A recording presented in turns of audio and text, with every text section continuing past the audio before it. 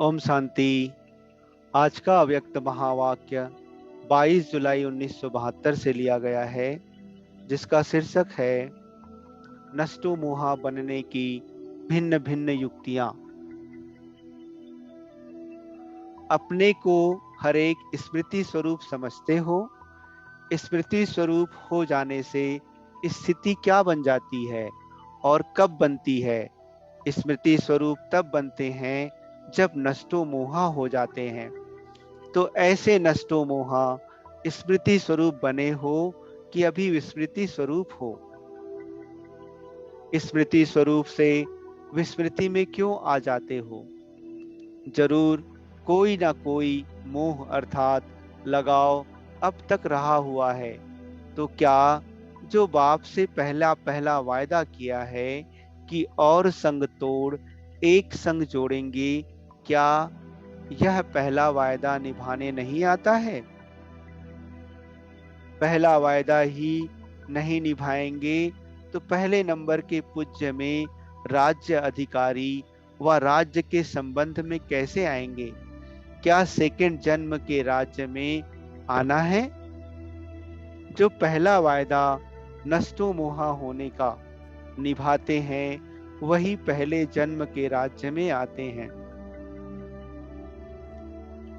पहला वायदा कहो व पहला पाठ कहो व ज्ञान की पहली बात कहो व पहला अलौकिक जन्म का श्रेष्ठ संकल्प कहो, क्या इसको निभाना मुश्किल लगता है? अपने स्वरूप में स्थित होना व अपने आप की स्मृति में रहना, यह कोई जन्म में मुश्किल लगा? सहज ही स्मृति आने से स्मृति स्वरूप बनते आए हो ना। तो इस अलौकिक जन्म के स्वस्वरूप को स्मृति में मुश्किल क्यों अनुभव करते हो? जबकि साधारण मनुष्य के लिए भी कहावत है कि मनुष्य आत्मा की विशेषता ही यह है कि मनुष्य जो चाहे वह कर सकता है। पशुओं और मनुष्यात्मा में मुख्य अंतर यही तो है ना। तो जब साधारण मनुष्यात्मा जो चाहे सो करके दिखा रही है, तो क्या आप श्रेष्ठ मनुष्य आत्माएं, शक्ति स्वरूप आत्माएं, नॉलेजफुल आत्माएं, बाप के समीप संपर्क में आने वाली आत्माएं, बाप की डायरेक्ट पालना लेने वाली आत्माएं, पूजनीय आत्माएं, बाप से भी श्रेष्ठ मर्तबा पाने वाली आत्माएं जो चाहे वह नहीं कर सकती है? तो साधारण और श्रेष्ठ में अंतर ही क्या रहा? साधारण आत्माएं जो चाहे कर सकते हैं, लेकिन जब चाहे जैसे चाहे वैसे नहीं कर सकती, क्योंकि उन्होंने प्रकृति की पावर है, ईश्वरी पावर नहीं है। ईश्वरी पावर वाली आत्माएं जो चाहे जब चाहे जैसे चाहे वैसे कर सकते हैं। तो जो विशेषता है उसको प्रैक्टिकल में नहीं ला सकते हो। वाह, आप लोग भी अभी तक यही कहते हो कि चाहते तो नहीं हैं, लेकिन हो जाता है। जो चाहते हैं वह कर नहीं पाते हैं। यह बोल मास्टर सर्वशक्तिवान के व श्रेष्ठ आत्माओं के नहीं है, साधारण आत्माओं का है। तो क्या अपने को साधारण आत्माएं कहला सकते हो? अपना अलौकिक जन्म, अलौकिक कर्म जो है उसको भूल जाते हो। किसी भी वस्तु से व किसी भी व्यक्ति से, कोई भी व्यक्त भाव से लगाव क्यों होता है? क्या जो भी वस्तु देखते हो, उन वस्तुओं की तुलना में जो अलौकिक जन्म की प्राप्ति है वह और यह वस्तुएं, उन्होंने रात दिन का अंतर नहीं अनुभव हुआ है? अनुभव नहीं हुआ है क्या? क्या वक्त व्यक्त भाव से प्राप्त हुआ दुख अशांति का अनुभव अब तक पूरा नहीं किया है क्या? जो भी व्यक्तियों देखते हो उन सर्व व्यक्तियों से पुरानी दुनिया के नातों को व संबंध को इस अलौकिक जन्म के साथ समाप्त नहीं किया है। जब जन्म नया हो गया तो पुराने जन्म के व्यक्तियों के साथ पुराने संबंध समाप्त नहीं हो गए क्या? नए जन्म में पुराने संबंध का लगाव रहता है क्या? तो व्यक्तियों से भी लगाव रख ही कैसे सकते हो, जबकि वह जन्म ही बदल गया? तो जन्म के साथ संबंध और कर्म नहीं बदला? वा तो यह कहो कि अब तक अलौकिक जन्म नहीं हुआ है। साधारण रीति से जहाँ जन्म होता है, जन्म के प्रमाण ही कर्म होता है, संबंध संपर्क होता है। तो यहाँ फिर जन्म अलौकिक और संबंध लौकिक से क्यों, व कर्म फिर लौकिक क्यों? तो अब बताओ, नष्टो मोहा होना सहज है व मुश्किल है? मुश्किल क्यों होता है?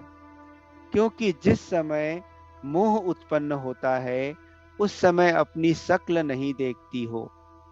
आईना तो मिला हुआ है ना, आईना साथ में नहीं रहता है क्या? अगर शक्ल को देखेंगे तो मोह खत्म हो जाएगा। अगर यह देखने का अभ्यास पड़ जाए तो अभ्यास के बाद ना चाहते भी बार बार स्वतः ही आईने की तरफ खिंच जाएंगी। जैसे स्थूल में कईयों को आदत होती है बार बार देखने की, प्रोग्राम नहीं बनाते लेकिन ऑटोमेटिकली आईने तरफ चले जाते हैं, क्योंकि अभ्यास है। यह भी नॉलेज रूपी दर्पण में, अपने स्वमान रूपी दर्पण में बार बार देखते रहो तो देह अभिमान से फौरन ही स्वमान में आ जाएंगे। जैसे स्थूल शरीर में कोई भी अंतर मालूम होता है तो आईने में देखने से फौरन ही इसको ठीक कर देते हैं। वैसे ही इस अलौकिक दर्पण में जो वास्तव का स्वरूप है, इसको देखते हुए जो देह अभिमान में आने से व्यर्थ संकल्पों का स्वरूप, व्यर्थ बोल का स्वरूप व व्यर्थ कर्म व संबंध का स्वरूप स्पष्ट देखने से व्यर्थ को समर्थ में बदल लेते, फिर यह मोह रहेगा क्या? और जब नष्टो मोहा हो जाएंगे तो नष्टो मोहा के साथ सदा स्मृति स्वरूप स्वतः ही हो जाएंगे। सहज नहीं है? जब सर्व प्राप्ति एक द्वारा होती है तो उसमें तृप्त आत्मा नहीं होते हो क्या? कोई अप्राप्त वस्तु हो जाती है तब तो तृप्त नहीं होते हैं। तो क्या सर्व प्राप्ति का अनुभव नहीं होता है? अभी तृप्त आत्मा नहीं बने हो? जो बाप दे सकते हैं, क्या वह यह विनाशी आत्माएं इतने जन्मों में दे सकी है? जब अनेक जन्मों में भी अनेक आत्माएं वह चीज, वह प्राप्ति नहीं करा सकी हैं और बाप द्वारा एक ही जन्म में प्राप्त होती है, तो बताओ बुद्धि कहाँ जानी चाहिए? भटकाने वालों में, रुलाने वालों में, ठुकराने वालों में व ठिकाना देने वालों में। जैसे आप और आत्माओं से बहुत प्रश्न करते हो ना, तो बाप का भी आप आत्माओं से यही एक प्रश्न है। इस एक प्रश्न का ही उत्तर अब तक दे नहीं पाए हो। जिन्होंने इस प्रश्न का उत्तर दिया है वह सदा के लिए प्रसन्न रहते हैं। जिन्होंने उत्तर नहीं दिया है वह बार बार उतरती कला में उतरते ही रहते हैं। नष्टो मोहा बनने के लिए अपनी स्मृति स्वरूप को चेंज करना पड़ेगा। मोह तब जाता है जब यह स्मृति रहती है कि हम गृहस्थी हैं, हमारा घर हमारा संबंध है, तब मोह जाता है। यह तो इस हद के जिम्मेवारी को बेहद की जिम्मेवारी में परिवर्तन कर लो, तो बेहद की जिम्मेवारी से हद की जिम्मेवारी स्वतः ही पूरी हो जाएगी। बेहद को भूलकर और हद की जिम्मेवारी को निभाने के लिए जितना ही समय और संकल्प लगाती हो, इतना ही निभाने के बजाय बिगाड़ते जाते हो। भले समझते हो कि हम फर्ज निभा रहे हैं, व कर्तव्य को संभाल रहे हैं, वह निभाना व संभालना नहीं है, और ही अपने हद की स्मृति में रहने के कारण उन निमित्त बनी हुई आत्माओं के भी भाग्य बनाने के बजाय बिगाड़ने के निमित्त बनती हो, जो फिर वह आत्माएं भी आपके अलौकिक चलन को ना देखते हुए अलौकिक बाप के साथ संबंध जोड़ने में वंचित रह जाते हैं। तो फर्ज के बजाय और ही अपने आप में भी मर्ज लगा देते हो। यह मोह का मर्ज है, और वही मर्ज अनेक आत्माओं में भी स्वतः ही लग जाता है। तो जिसको फर्ज समझ रही हो, वह फर्ज बदल करके मर्ज का रूप हो जाता है।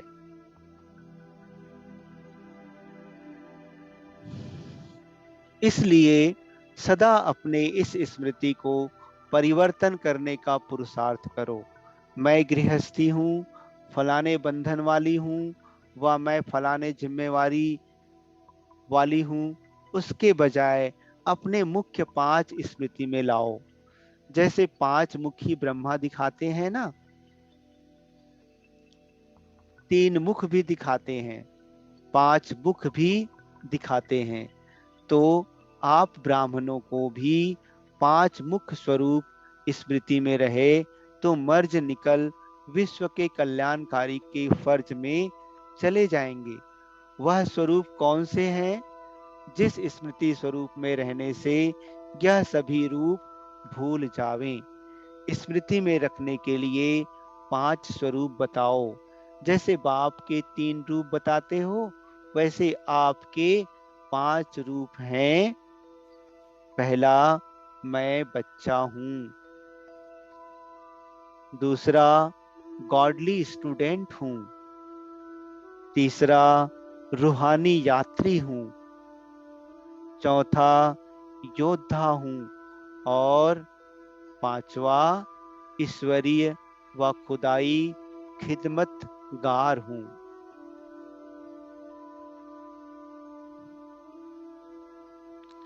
यह 5 स्वरूप स्मृति में रहे, सवेरे उठने से बाप के साथ रूह रूहान करते हो ना, बच्चे रूप से बाप के साथ मिलन मनाते हो ना, तो सवेरे उठने से ही अपना यह स्वरूप याद रहे कि मैं बच्चा हूं। तो फिर गृहस्थी कहां से आवेगी?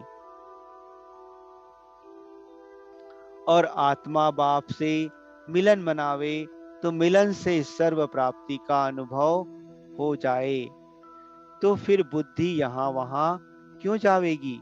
इससे सिद्ध है कि अमृत वेले की इस पहले स्वरूप की स्मृति की ही कमजोरी है। इसलिए अपनी गिरती कला के रूप स्मृति में आते हैं। ऐसे ही सारे दिन में अगर यह 5 ही रूप समय प्रति समय भिन्न कर्म के प्रमाण स्मृति में रखो, तो क्या स्मृति स्वरूप होने से नष्टो मोहा नहीं हो जाएंगे? इसलिए बताया, मुश्किल का कारण यह है जो सकल को नहीं देखती हो। तो सदैव कर्म करते हुए अपने दर्पण में इन स्वरूपों को देखो कि इन स्वरूपों के बदली और स्वरूप तो नहीं हो गया, रूप बिगड़ तो नहीं गया। देखने से बिगड़े हुए रूप को सुधार लेंगे और सहज ही सदा काल के लिए नष्टो मोहा हो जाएंगे। समझा? अभी यह तो नहीं कहेंगे कि नष्टो मोहा कैसे बने। नहीं, नष्टो मोहा ऐसे बने। कैसे शब्द को ऐसे शब्द में बदल देना है जैसे यह स्मृति में लाती हो कि हम ही ऐसे थे, अब फिर से ऐसे बन रहे हैं। तो कैसे शब्द को ऐसे में बदल लेना है। कैसे बने इसके बजाय ऐसे बने, इसमें परिवर्तन कर लो तो जैसे थे वैसे बन जाएंगे। कैसे शब्द खत्म हो ऐसे बन ही जाएंगे। अच्छा, ऐसे सेकंड में अपने को विस्मृति से स्मृति स्वरूप में लाने वाले नष्टो मोहा सदा स्मृति स्वरूप बनने वाले समर्थ आत्माओं को बाप दादा का याद प्यार और नमस्ते। अच्छा, ओम शांति।